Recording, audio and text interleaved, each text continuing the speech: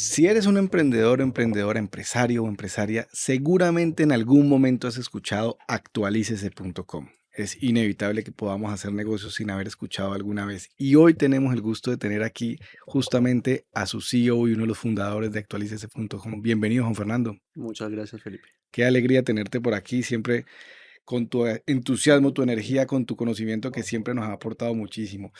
Hoy vamos a estar hablando de un tema muy interesante que tiene que ver cómo la transformación digital y especialmente el tema de la inteligencia artificial está cambiando la forma de hacer negocios en el mundo y la forma en que nos relacionamos entre los seres humanos. Pero antes de eso, quiero comenzar primero por Juan Fernando. ¿Quién es Juan Fernando? Y entender un poquito la historia de Juan Fernando. Ok, no sé ni por dónde empezar. Empezando por el año cero.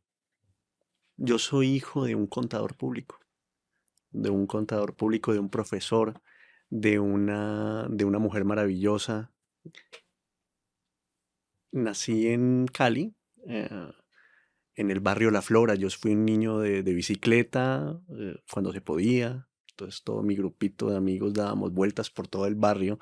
Íbamos a La Merced, a Los Álamos, a Vipasa, en nuestras bicicletas, recuerdo de pequeños. Sí, una clase media, eh, con mucho amor. Cuatro, mi papá, mi mamá y mi hermana y yo. Em, Nada, ahí empecé. Así empezó mi existencia y obviamente desde el principio tuve cierta debilidad por los temas de los computadores y demás. Me parecía fascinante. Eso me contaron que desde muy chiquito tenías una pasión especial con los computadores y que de niñito estabas dedicado a cacharrear con él, que te incluso te regalaron uno a los 7 años. Era un Tandy 1000. Un Tandy era una computadora, pues que ahora es impensable lo gigante que es.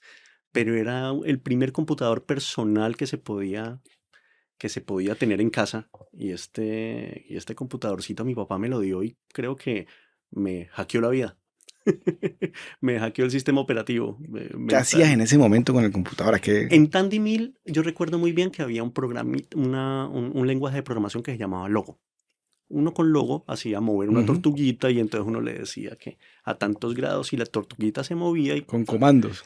a punta de Ujú. comandos. Entonces uno le decía 45 grados muévase y con eso uno hacía pinturitas. Recuerdo Logo, recuerdo Basic y después empecé a programar en un Commodore. No, eso fue una época muy bonita de descubrimiento y todavía a esa altura no sabía programar los fundamentos de programación que ya después vinieron con la academia. Pero en ese momento ese fue el despertar de entenderme como una persona que estaba más ligada a ella. Mis habilidades, mi motricidad fina es bastante mala, entonces no podía hacer manualidades, pero sabía teclear. Para muchos de los que nacimos en la época en que nos tocó esa transición Sí, de ver nacer y de llegar los primeros computadores, al menos los computadores pues, de mesa o sí. fáciles de acceder porque había unos gigantescos que manejaban, por ejemplo, las empresas municipales. Fue toda una experiencia encontrarnos con eso y por supuesto generó en muchos de nosotros interés, pasión, gusto por querer acercarse a estos computadores.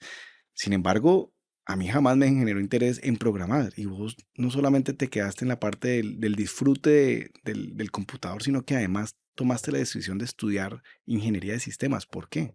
Mm, mm, Estoy sobre lo que acabaste de decir, creo que no desarrollaste interés por programar porque nunca posiblemente estuviste enfrentado a la enseñanza de la programación. Yo creo que eso debería ser, en eso estoy de acuerdo con Mark Zuckerberg y los demás que han hecho un impulso para poder que la programación sea parte del currículum básico. Me parece súper importante porque es aprender a pensar distinto. La algoritmia, por más que no la vas a usar, es como la matemática, te De genera acuerdo, estructura. de acuerdo. Posiblemente no has utilizado el binomio cuadrado perfecto en los últimos 30 30 años, años.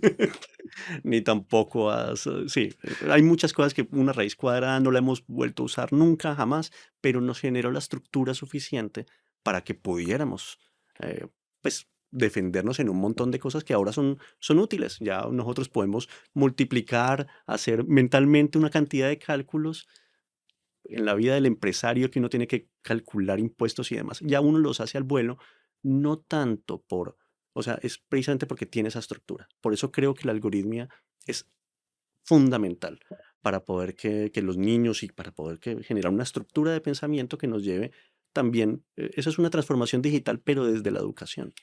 Y desde allí es donde yo quisiera, por ejemplo, desde ya, yo tengo una hija de 5 años y quisiera acercarla y aproximarla al mundo de la programación. Me parece fascinante y yo hubiera querido tener esa aproximación. Pero Juanfer, vos eras hijo de un contador.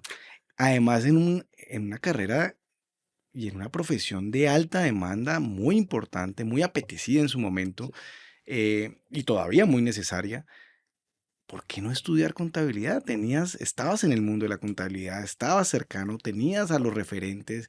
Era un negocio desde todo punto de vista muy inteligente elegir. ¿Por qué ingeniería de sistemas? Además, en la época en que empezaste a estudiar ingeniería de sistemas. Mi papá nos hacía, mi hermana y yo, mi papá nos pagaba, nos daba, ya me voy a inventar cosas, 50, 100 pesos, algo. Cada vez que le ayudábamos él era profesor, le ayudábamos a calificar exámenes. Entonces nosotros sabíamos cuándo las respuestas estaban bien hechas o estaban mal hechas. Era parte de nuestra vida el Ujú. hecho de saber de contabilidad solamente para poder ganarnos esos 20 pesos o ese dinero para poder ir a comprar dulces. Eso pasó durante mucho tiempo. Sin embargo, claramente uno cuando tiene su corazón, el corazón comienza a llevarlo hacia donde realmente va a estar. Y yo me sentía con un computador al frente muy cómodo y muy feliz. Inicié eso, pues terminé mi colegio. Yo ya había programado un sistema para Unicómputo, que era una empresa que tuvo mi papá, pues él fue socio de una empresa pequeñita que se llamaba Unicómputo, donde se enseñaban cosas, era una academia para contabilidad. Y yo hice el sistema contable, el sistema contable, no, perdón, el sistema de calificaciones y todo eso. Y eso imprimía, Programado. sí, programado, Ujú, imprimía en una de esas impresoras de punto. Tss. ujú. Nada, ahí empecé ya la universidad y en la universidad sí ya fue realmente el entendimiento de que yo estaba donde quería estar. Bueno, pero finalmente, si bien no estudiaste contabilidad, terminaste trabajando con tu padre Mm. en el momento en que crean Actualícese, que para los que todavía no sepan es, creo que el más importante portal que agrupa contadores en América Latina. Creo que no hay más referentes como ustedes. ¿Cuántos contadores hoy en día hacen parte de esta comunidad? Nosotros tenemos a 350.000 contadores Tres. inscritos en nuestro sistema. Es una base de contadores pues muy grande. Es más o menos casi la totalidad de los contadores colombianos, más de otros países, que claramente con el influjo de las normas internacionales de la contabilidad nos han ampliado el espectro. Nosotros estamos dedicados al contador público en Colombia, pero pues obviamente, como te decía, las normas internacionales nos ampliaron el Ampliaron el público y el mercado. mercado. Actualícese es una empresa de conocimiento. Nosotros tenemos 3 niveles de trabajo alrededor de elevar el nivel profesional del contador público, que esa es nuestra misión, Ujú. elevar el nivel profesional del contador Excelente. público. Y lo hacemos a través de conocimiento, lo hacemos a través de procesos de automatización. Automatizaciones, todas las hojas en Excel, macros precalculadas, todas esas cosas. Se las entregamos y les entregamos academia, les entregamos educación a punta de conferencias y de charlas y de talleres que se los entregamos a nivel, pues obviamente ahora virtual, en algún momento lo hicimos, también presencial, pero pues la pandemia cambió todo y aceleró todo. Entonces, sí, eso es lo que hace en este momento Contador, Actualícese, se lo llevamos a los contadores públicos. Además, porque es una carrera que necesita permanente actualización. Definitivamente es una de las que, si te quedas un año sin estar estudiando, te quedas. Pero entonces cuéntanos un poquito cómo fue ese nacimiento. O sea, en qué momento, porque hay una historia muy bonita de el negocio que tenía tu papá. Tenía un medio de comunicación donde estaba transmitiendo la información, pero a través era un periódico, era más o menos una revista. ¿Cómo era eso y cómo fue que te acercaste a él hablarle desde la ingeniería también y cómo conectar eso? Cuéntanos un poquito de esa historia, cómo nació. Actualícese era un librito que tenía la tapa, la recuerdo muy bien, de cartulina verde. Mi padre no fuera nunca un editor de gran calibre, él lo que necesitaba era que la información le llegara a los contadores, entonces editaba siempre un librito que tenía alrededor de unas 300 páginas. Entonces ahí actualícese 86, 87, 88. Por todos esos años, él sacaba siempre su librito en donde se lo compraban a nivel nacional. Se comenzó a convertir en un referente. En algún momento, antes del año 2000, yo ya había empezado con una empresa, tenía una empresa de software en Parque Sofa, acá en Cali. Vianet. Oh, Vianet. ok. Vianet, una empresa maravillosa de la cual tengo mil historias. Fue una gran felicidad. Hicimos intranets en su momento, para Nacional de Chocolate, lo que era en su momento, para ministerios. Fue una gran aventura, en donde nos quebramos espectacularmente. Ahí, ¿quién era tu socio? Era Alfredo Alfredo Roldán Roldán y Beatriz Correa. y Y Beatriz. con Orlando Rincón también, que también nos estuvo apoyando allí. Y no, fue maravilloso. Facturamos, tuvimos una cantidad de computadores maravillosos con un equipo de trabajo de ingenieros. Eso fue una gran aventura, pero ya pues, llegó un momento en donde claramente nosotros éramos extraordinarios hacedores, programadores, pero no éramos buenos gerentes. Y entonces obviamente eso ya Pero cobró. a ver, entiendo. Entonces, venías trabajando en Vianet, era la empresa con la Sí. que tenías. ¿En qué momento pasas de estar trabajando allí, este proceso que ya profundizaremos en él, a trabajar con tu papá? Mi padre, mientras estoy con Vianet, em, llega y me dice, Juan, yo ya no quiero seguir imprimiendo ese libro. Yo sé que existe una cosa que llama Internet. Démoslo al mundo. Entonces, papi, pero no vas a poder cobrar. Va a estar libre. Está bien, hagámoslo. O sea, él en su corazón ama al contador público, ama su profesión. Entonces dijo, no, está bien. Y yo lo sigo editando, lo sigo actualizando, pero actualícese. Y el Entonces nos metimos y en agosto del año 2000 entré y el dominio actualícese.com estaba libre. Nos fuimos, lo compré, iniciamos. Obviamente yo, lo que es la insolencia de los años. Qué insolente era uno. Ay, bueno, papi, ese es tu juguete. Yo estoy haciendo cosas importantes, déjame. Entonces, yo me iba y yo estoy trabajando acá en Vianet y haciendo. O sea, en Y ese momento todavía Vianet no se había quebrado. no, no, no, Estaba no, bien y no, no, estaba en la conversación y le estaba estás ayudando a transitar. Ok. exactamente.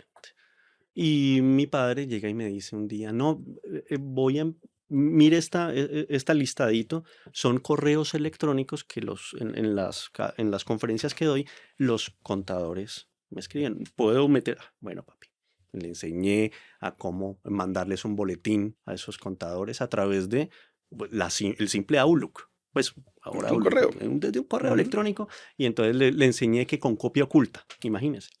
¿Por qué? Porque no quería ponerme con un sistema de envíos y de todo, que en ese tiempo todavía no estaba, pues ni siquiera lo tenía pensado como un boletín. Después de unos días, meses, llega y me dice, Juan, lo que pasa es que el envío eso está muy lento. Insolente, como uno insolente con los años, uno en ese tiempo yo le dije a mi papá, pues métale más RAM al computador. Esa es la solución de todo ingeniero. Las soluciones del ingeniero son reinicie o póngale más RAM en ese tiempo. Entonces me dice, no, Juan, realmente está muy lento. Esos envíos son muy lentos, pero es que ¿a cuánta gente le estás enviando? Miro el listado, 10.000 personas. 10.000 diez personas. mil personas. 10.000 personas.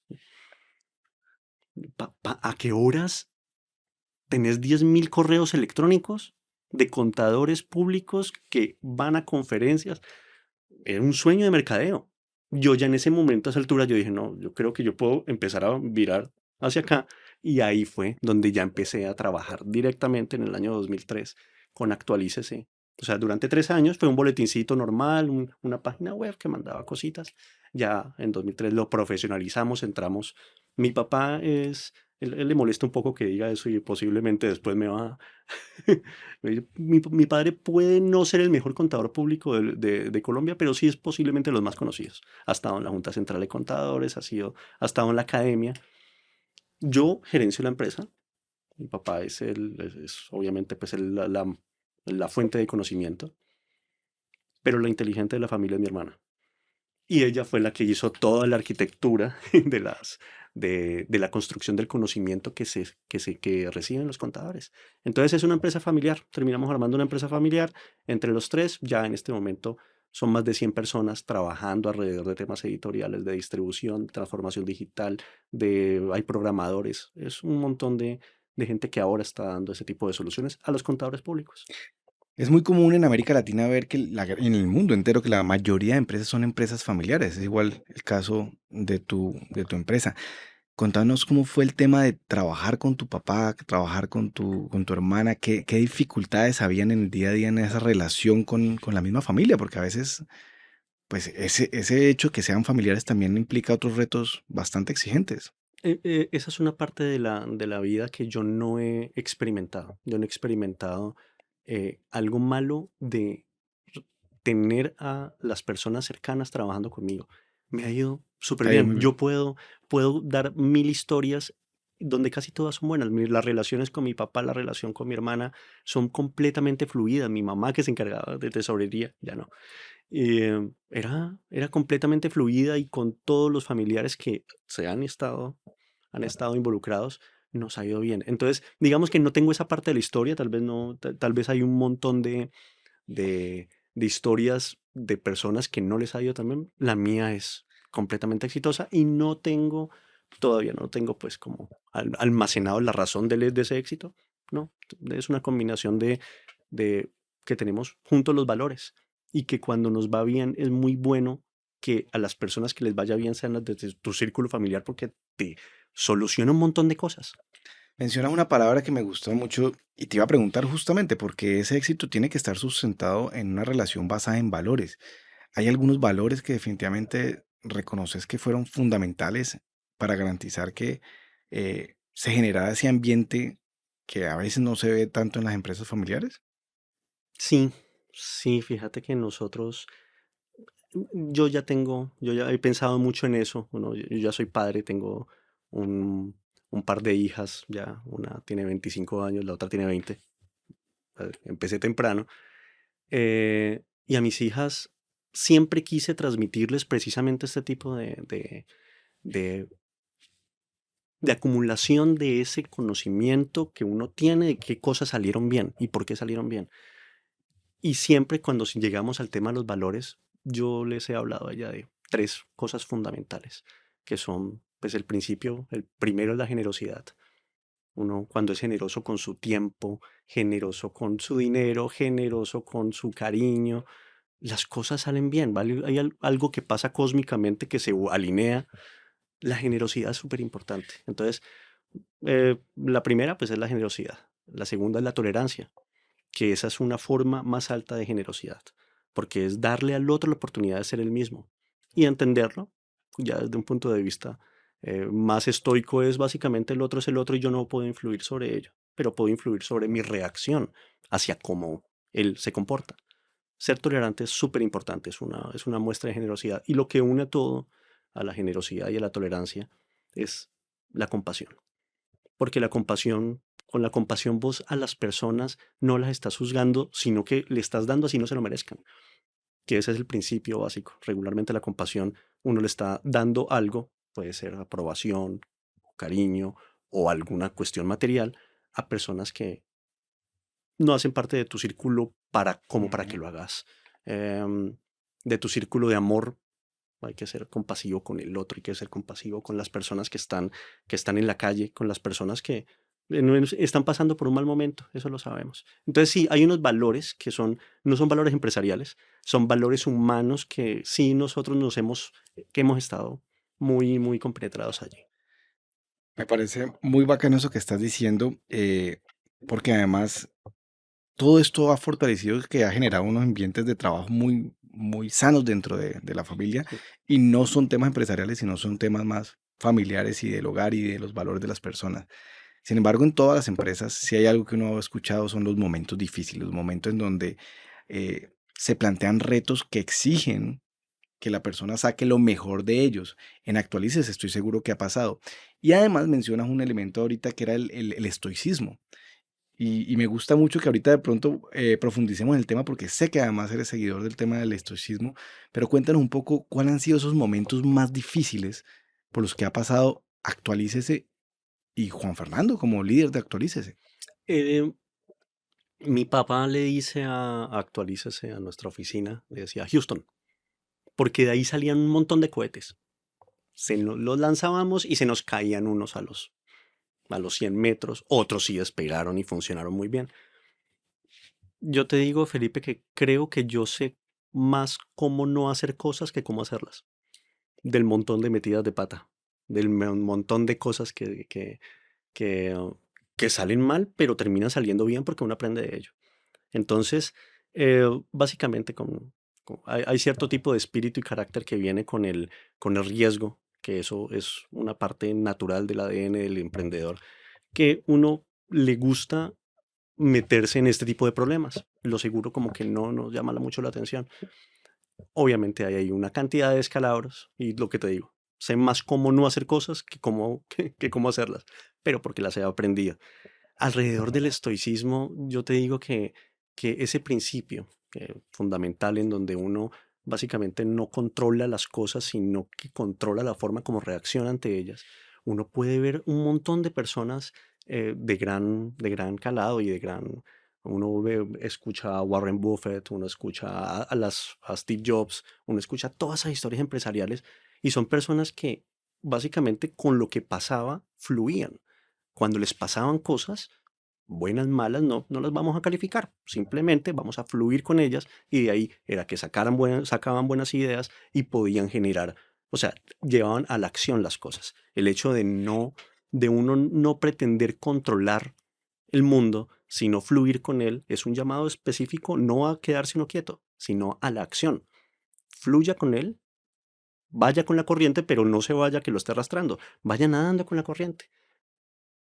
Qué espectáculo. Ya se has venido liderando gran parte de los momentos, pero algún momento que vos dijeras, este momento fue un momento concreto que yo digo, aquí hubo un punto de quiebre en donde definitivamente yo cambié, empecé a ver el mundo diferente. Algo me sucedió que hizo que más allá de los miles de lanzamientos fallidos que se tuvieron durante el proceso de crear Actualícese, ¿cuál fue uno de esos momentos que vos decís, este momento sí creo que marcó un antes y un después en mi vida, en la de la empresa o en la de tu familia? Ay, hombre, Felipe, he pasado tantos de esos que eh, por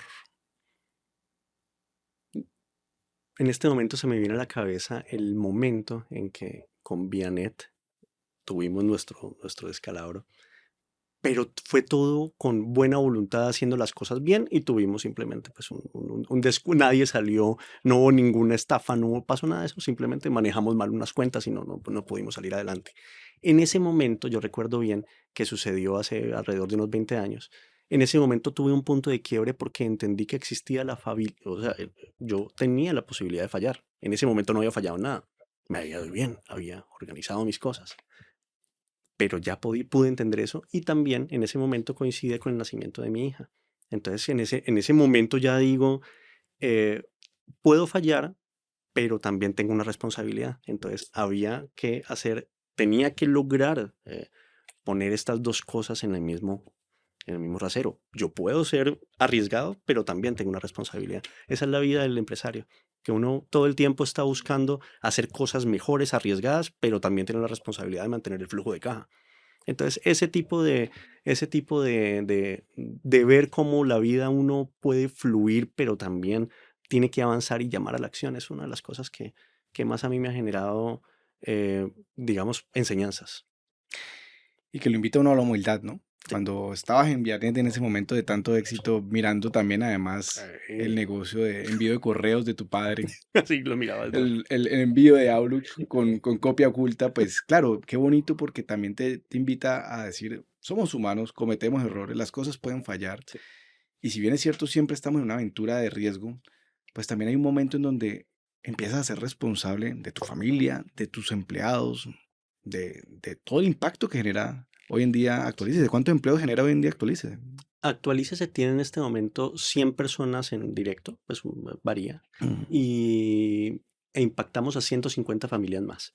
Entonces podemos decir que tenemos, sí, pues, una gran responsabilidad. una inmensa responsabilidad. Eso es lo que pensamos todo el tiempo cuando empezó la pandemia, por ejemplo, que fuimos una de las primeras empresas que mandó a la gente a su casa. Nosotros dijimos, no, primero está el mantener a las personas.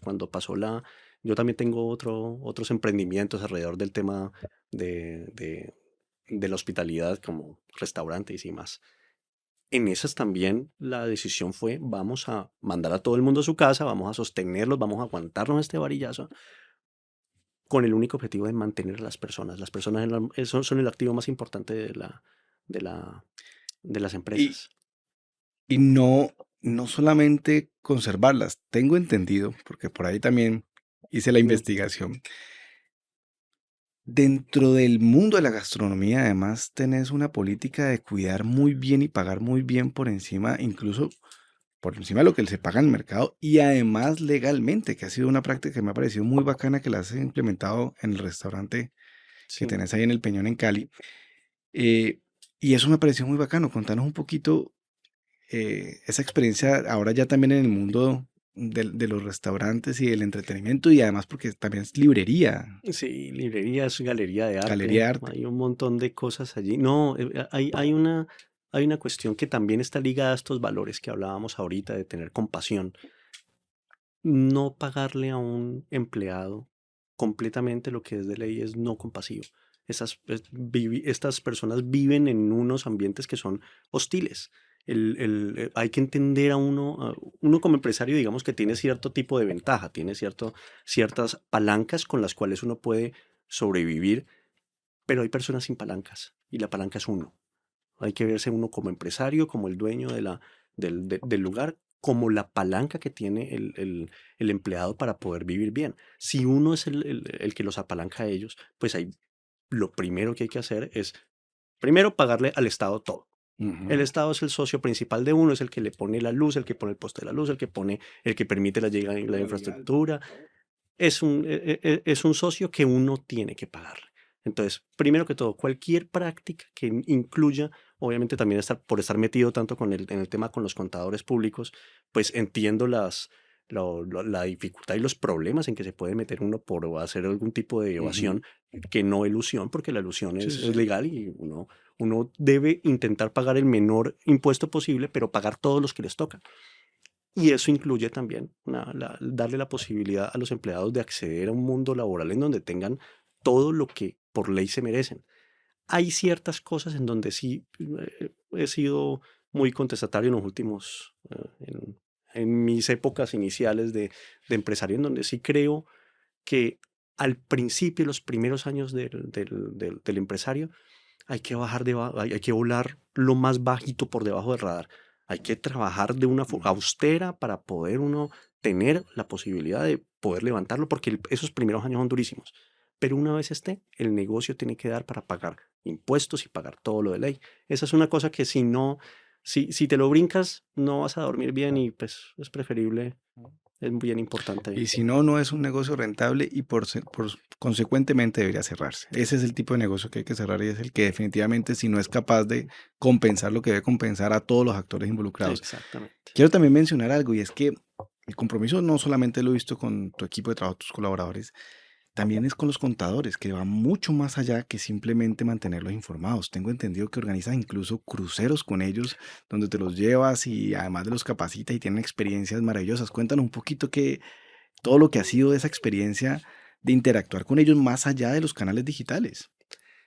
Actualízate tiene tres líneas en donde impacta al contador público. Los impacta a través de conocimiento. Entonces tenemos libros, tenemos 5 libros blancos, uno sobre declaración de renta de personas naturales, personas jurídicas, información extraordinaria tributaria, cierre contable y conciliaciones. Y bueno, hay un montón de cosas que involucran al contador público alrededor del conocimiento. Nosotros le entregamos eso.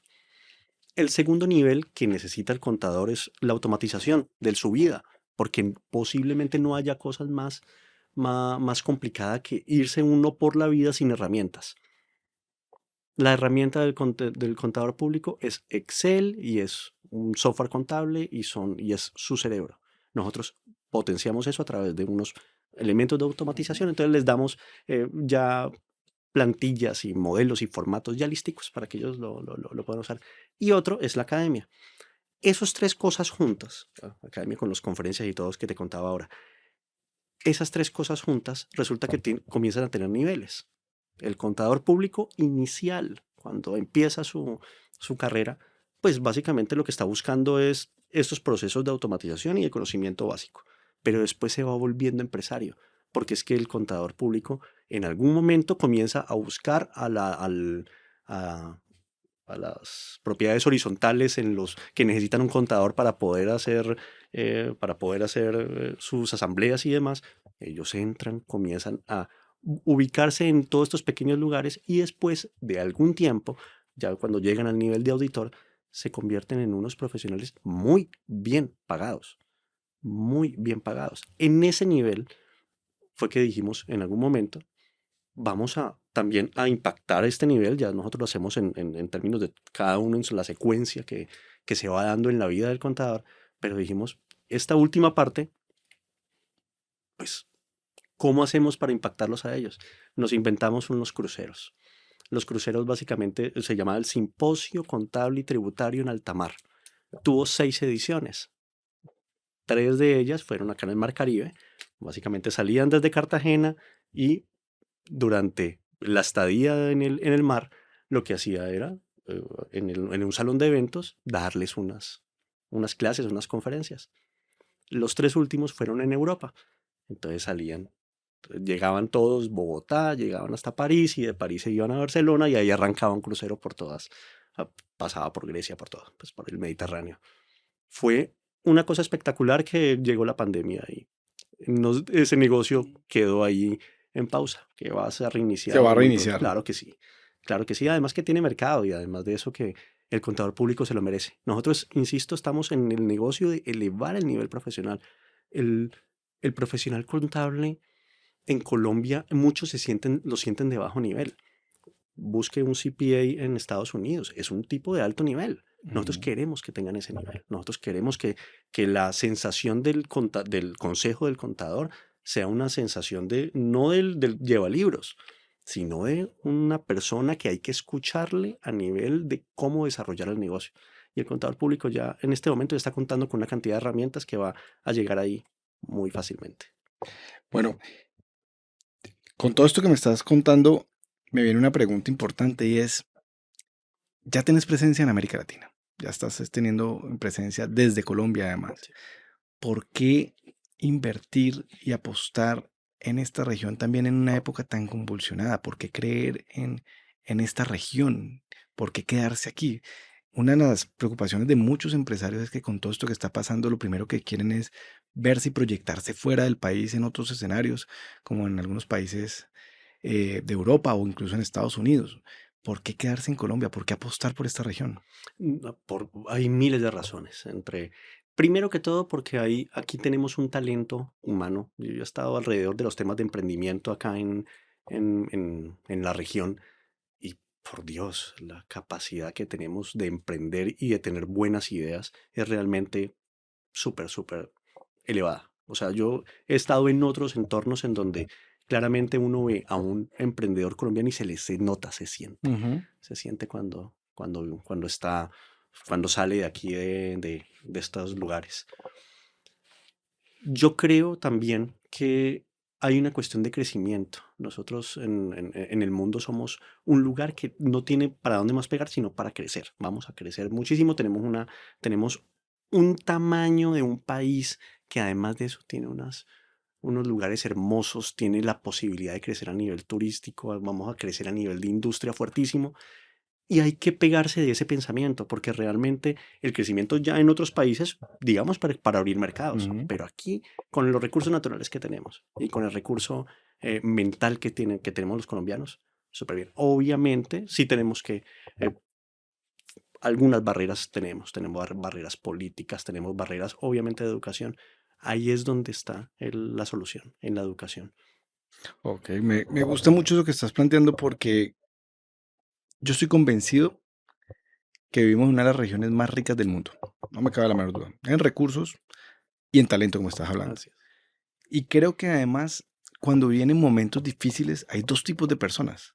Las que huyen y que quedan enfrentando los retos. Y ustedes están quedando aquí y enfrentando los retos.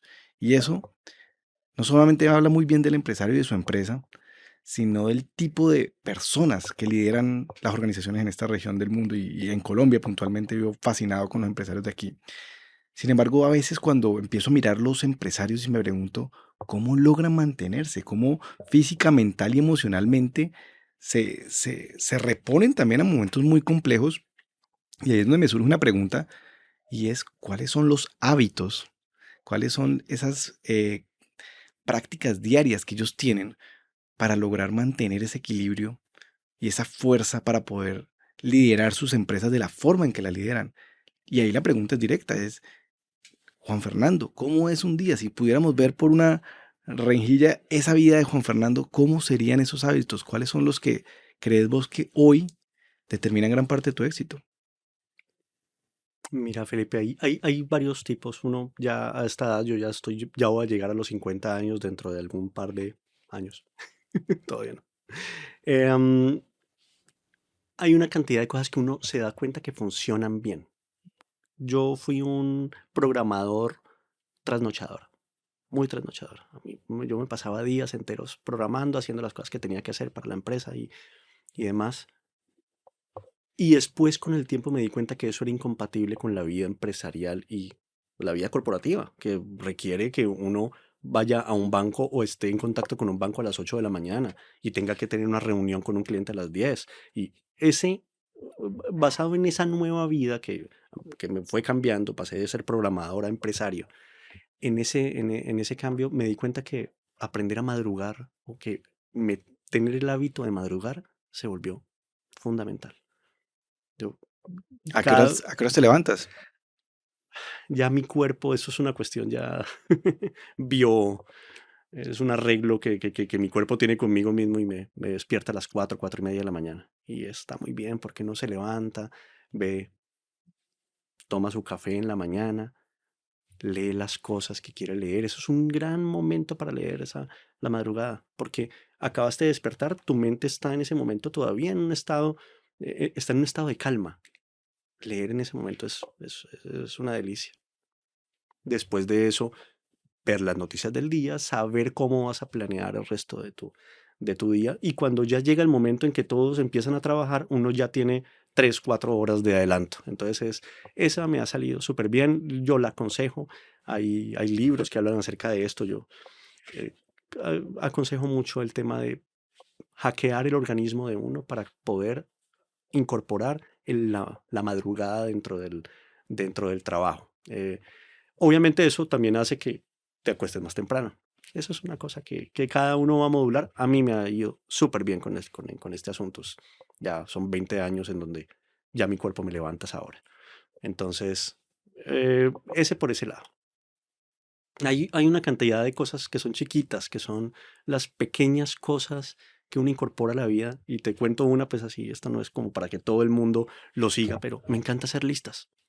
Me encanta hacer listas. Yo todo el Listas de tiempo estoy tareas. listas. Listas de las cosas que tengo que hacer, las cosas que tengo que comprar, las tareas. He intentado todas las formas digitales y las formas escritas. Me gusta eso, me gusta tachar. Me gusta darme cuenta que ha progresado mi día porque Ah, que estoy tienes un tachando cosas. cuaderno donde estás todo el Muchos tiempo, cuadros. muchos cuadernos. Sí, y obviamente a nivel digital están las notas de Apple, está Notion, que es un second brain, es una cosa extraordinaria, lo aconsejo muchísimo. Day One, hay una cantidad de aplicaciones que son muy buenas para esto y para generarte recordatorios, porque a esta altura, por lo menos, yo ya no confío mucho en mi memoria. El despiste que uno tiene de querer hacer todos los días, todo el tiempo, hacer cosas, hace que se te vayan de la vida cosas. Y eso hace parte de las cosas que uno tiene también en la vida que responder. Uno tiene que responder por el día a día. Tienes que responder por el SOAT de tu carro, que se te olvida. Que la revisión tecnomecánica. Que la puerta que se descuadra un poquito hay que arreglarla. Todas esas cosas hacen parte del día a día, por más que uno sea ocupado y que esté haciendo cosas de gerente o elevado. No, hay cosas del día a día que necesitan. La planta que necesita un poquito echarle agüita. Hay que buscarle tiempo y eso es una de las cosas que más me han gustado. A nivel empresarial, sí hay un hábito que sí hemos implantado en Actualícese y es un hábito de 3 etapas y es diario y cada uno se pensar, tiene que pensar al final del día si llevó a cabo ese tipo de estas actividades que son básicamente cada día mejora algo, arregla algo y visita la frontera. Y esos son los tres. Por qué arreglar algo? Porque casi siempre uno todo en su empresa, en sus cosas, hay cositas que están fallando y necesitan ser arregladas. ¿Por qué? Porque están dañadas. está dañado, entonces en el caso de actualícese, hay un botón que está mal ubicado, hay una cosita que está funcionando mal, hay una transmisión que siempre va con una cosita pequeña, arréglelos, arregle algo, mejore algo. Hay cosas que están ya bien hechas, pero podrían ser mejores. Mejore algo. Y siempre, todos los días, hay que visitar la frontera. ¿Visitar la frontera en qué consiste? En ir a mirar qué más hay, hasta dónde puedo llegar, hasta dónde están llegando los demás. Ver a la frontera, irse al horizonte y ver qué es lo que está pasando. En algún momento, cuando a medida que vas buscando la frontera, el horizonte se va alejando más. Entonces, eso hace que uno crezca. Y no es solamente una frontera de conocimiento, también una frontera de experiencias, de cosas nuevas a las que te Visita la invitas frontera. a salir Exacto. de esa zona. Exacto. Y funciona también muy bien en la vida personal, en las relaciones. Decirle uno a su pareja, con su pareja, tener siempre todos los días, arreglar una cosita de las que están mal. Mejorar alguna de las cosas que está bien. Y con la pareja, visitar la frontera, buscar las cosas que pueden hacerlos crecer a uno como personas. Y ya que me has hablado de hábitos personales, de hábitos empresariales, ¿tienes hábitos familiares? ¿Cuáles son esos hábitos que como familia procuran conservar? Ay, mira que yo tengo una vida muy afortunada por tener personas a las cuales yo amo y me aman. Pero la responsabilidad con la familia siempre se me ha parecido una cosa súper importante. Ahí es el hecho de tener a la familia como el núcleo fundamental y el motivo de trabajo de uno y que lo levante en la mañana, a mí me ha dado mucha felicidad. Además de eso, porque es un regalo que en inglés dicen a gift that keeps on giving. Es un regalo que mantiene devolviéndosete a ti. Hacer cosas por tu familia es muy bueno porque también le devuelve a uno satisfacciones. Entonces, la dinámica familiar, digamos que podemos enmarcarla en esos otros tres, en esas tres acciones. Arregla algo, mejora algo y visita la frontera.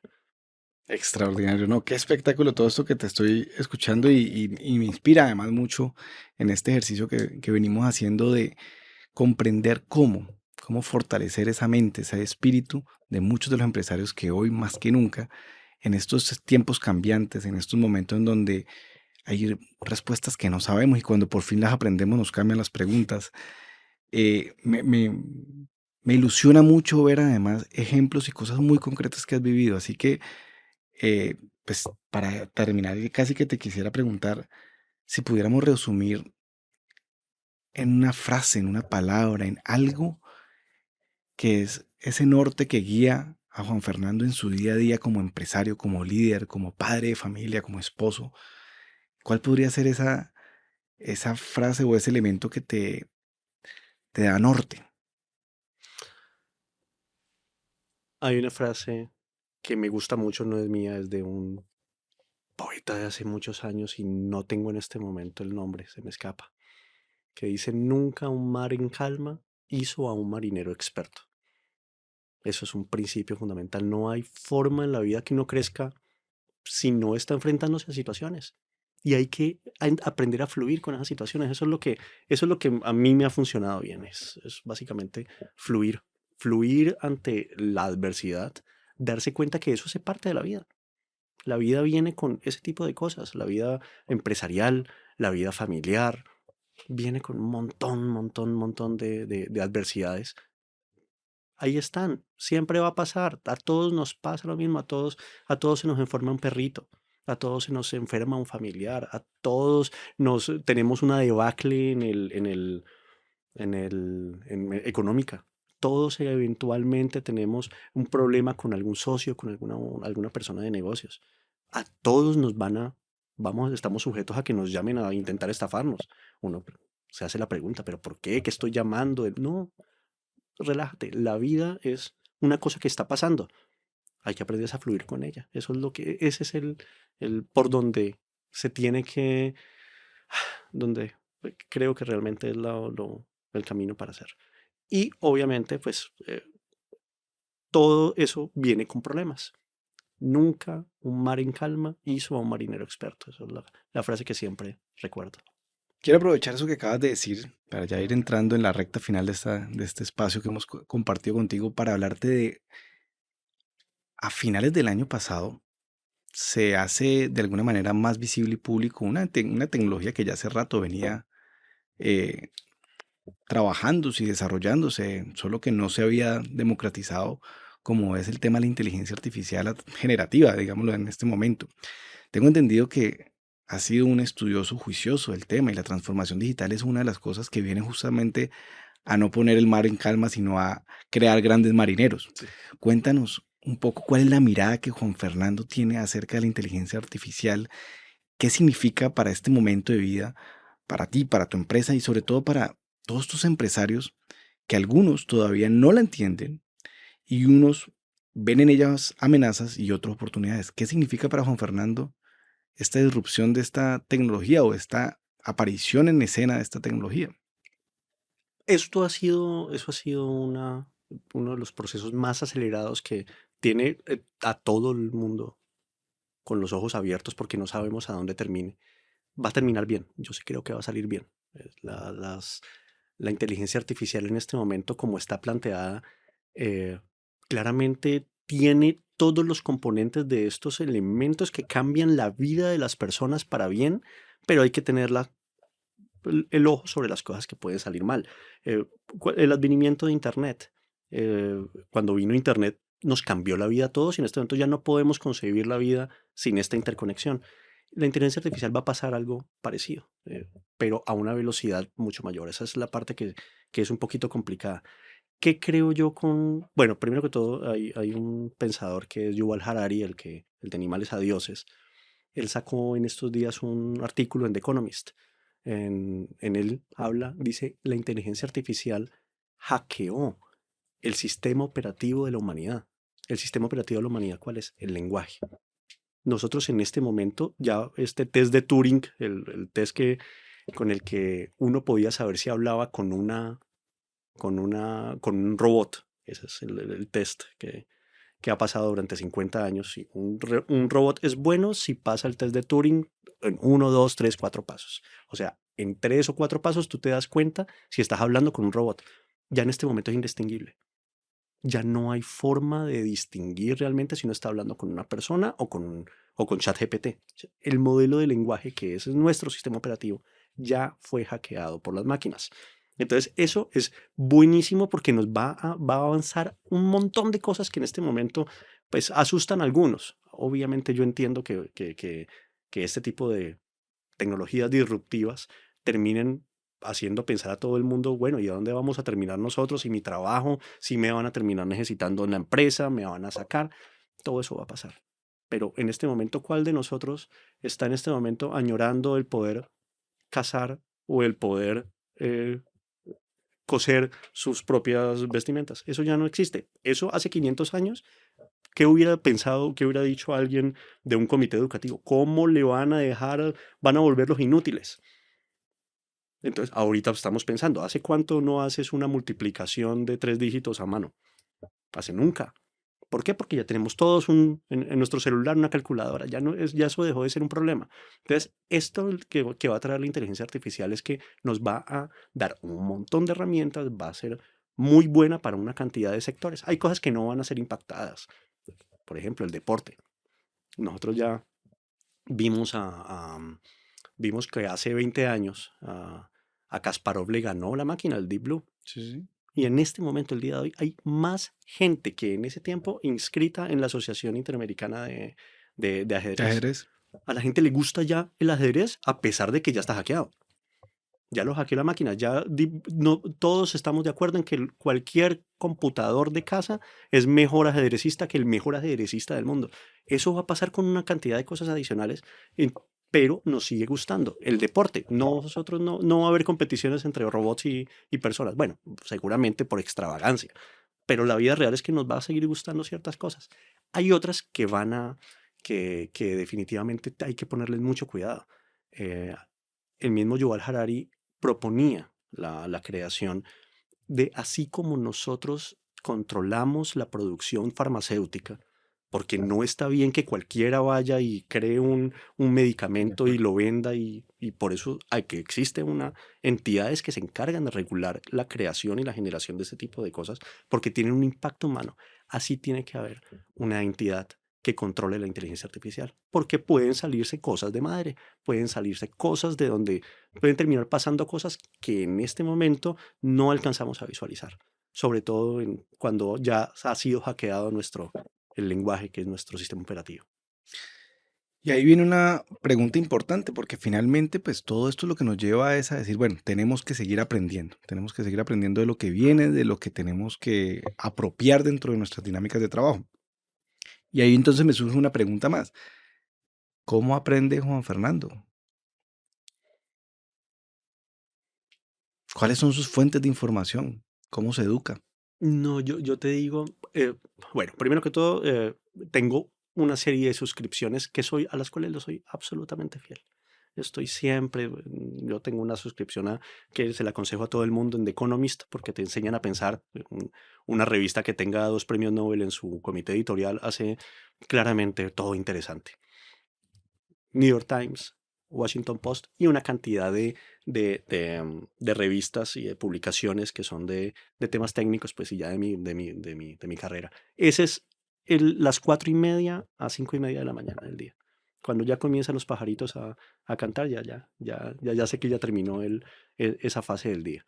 Entonces, sí, hay que estar leyendo todo el tiempo. Hay un asunto, eso también lo leí en algún lugar acerca de la lectura induce el pensamiento profundo. El pensamiento profundo, nosotros en este momento posiblemente a nivel de ejercicio ocular de lectura, nosotros leemos más que todas las generaciones anteriores. ¿Por qué? Porque todo el día leemos chats, todo el día estamos escribiendo, todo el día la forma como nosotros utilizamos el lenguaje es, o sea, lo hacemos mucho más que generaciones anteriores. El problema es que no estamos impulsando el pensamiento profundo. El pensamiento profundo son más párrafos, cosas más largas, porque eso conectan ideas y generan sinapsis neuronales más allá simplemente que un chat o un meme es divertido, está bien, pero sí se necesita el pensamiento profundo. El pensamiento profundo solamente sale a través de la lectura porque no se han inventado nada más. Bueno, esperemos que la inteligencia artificial llegue con una solución para eso. Pero en este momento la única forma de poder generar pensamiento profundo, pensamiento crítico, es a través de la lectura. Y eso es un ejercicio que uno tiene que acondicionarse porque algunas veces no es muy agradable. Me gusta mucho lo que estás diciendo. He venido justamente en estos últimos 2, 3 meses leyendo mucho sobre el estudio profundo, la lectura profunda, el pensamiento profundo, incluso el trabajo profundo. Y están hablando de que hay un déficit de trabajo profundo, que hoy la gran mayoría de profesionales, sobre todo los más jóvenes, están haciendo muchos trabajos muy superficiales y no se profundiza. Y me gustaba mucho este autor que decía, los que logren eh, empezar a profundizar en lo que están haciendo van a ser de las personas más apetecidas. ¿Qué lectura tienes sobre esa apreciación? Ese es justamente las personas, ese es uno de los asuntos en los cuales se involucra también la inteligencia artificial. La inteligencia artificial va a ser, y todos estos sistemas robóticos que van a salir a partir de esto, van a hacer que aquellas personas que no tengan trabajo profundo pierdan su trabajo.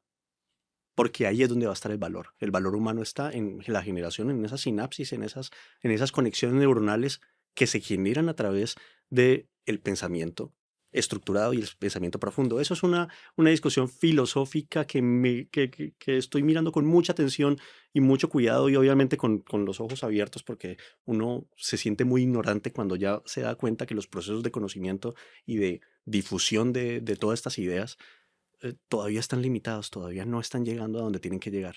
Esperamos, la verdad, que la lectura, las cosas que ya vienen con la humanidad de hace miles de años, ya sabemos que funcionan, hay que seguir haciendo que funcionen.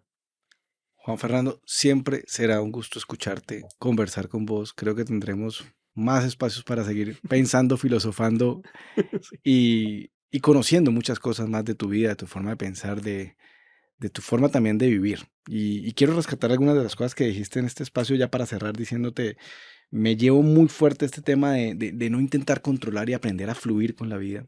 El tema de cuidar también el tema de los valores, temas como la generosidad, la tolerancia, la compasión, como valores fundamentales tuyos en tu familia que han llevado a la empresa, pero sobre todo también este tema de estar permanentemente, eh, además de querer mejorar y arreglar lo que hay, ir más allá, ir a esa frontera y expandir esas posibilidades. Creo que hay mucha información muy valiosa que sale de este espacio y quiero de verdad darte las gracias por tanta generosidad, por este espacio, por tu tiempo y por toda el entusiasmo con el que siempre compartes todas tus ideas, tus sueños, tus proyectos. Mil y mil gracias por haber venido. Felipe, muchas gracias. Y a ustedes, si quieren seguir más, viendo más información y conociendo más historias de empresarios como esta, no te pierdas los siguientes podcasts que estaremos creando para ustedes.